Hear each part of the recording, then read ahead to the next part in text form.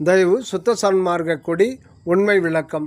வள்ளல் பெருமான் அன்று ஆற்றிய பேருபதேசத்தில் ஒன்று, நமது நாபி தொடங்கி புருவமத்தியராக ஒடி நாடி செல்கின்றது.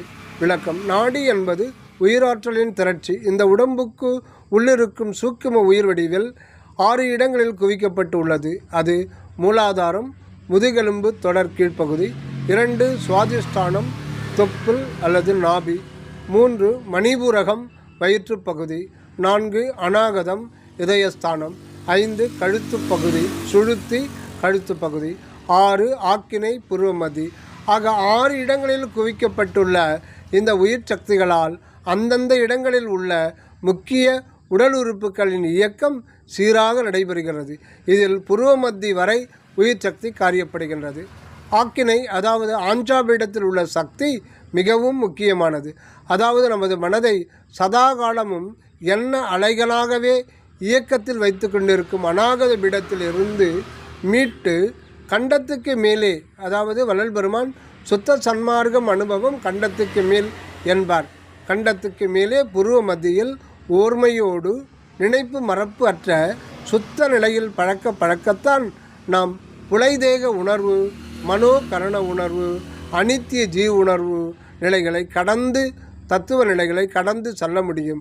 ஆக புருவமத்திய நாட்டத்தை இடைவிடாது செய்யும் பழக்கத்தால் மனம் அதிசூக்கும நிலை அடைகின்றது. அதில் எண்ண அலைகளின் தாக்கம் இராது.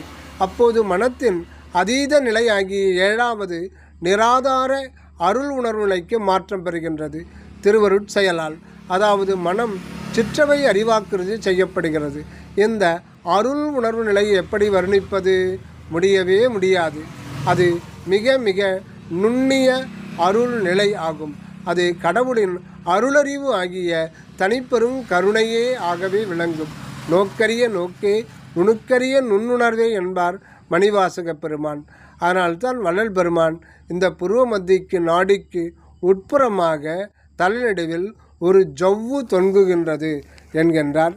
இதன் விளக்கம் அடுத்ததாக தொடர்ச்சி காணலாம். தயவு.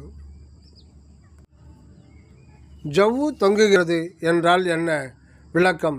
அந்த நிராதார நிலையில் விளங்கும் கடவுள் மெய்ஞானம் எனும் தனிப்பெரும் கருணையை பற்றி சொல்லும்போது வள்ளல் பெருமான் ஜவ்வு என்கின்றார்.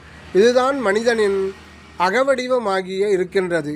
தனிப்பெரும் கருணையாகிய அருள் மெய்ஞான உணர்வையே ஜவ்வு என்று கூறியுள்ளார். இதன் மேல் பகுதி என்பது தனிப்பெரும் கருணை, அதாவது மஞ்சள் நிற அடையாள குறியீடு. இந்த அருளுணர்வு கொண்டு 3 கால் ஆகிய 3 அற்புத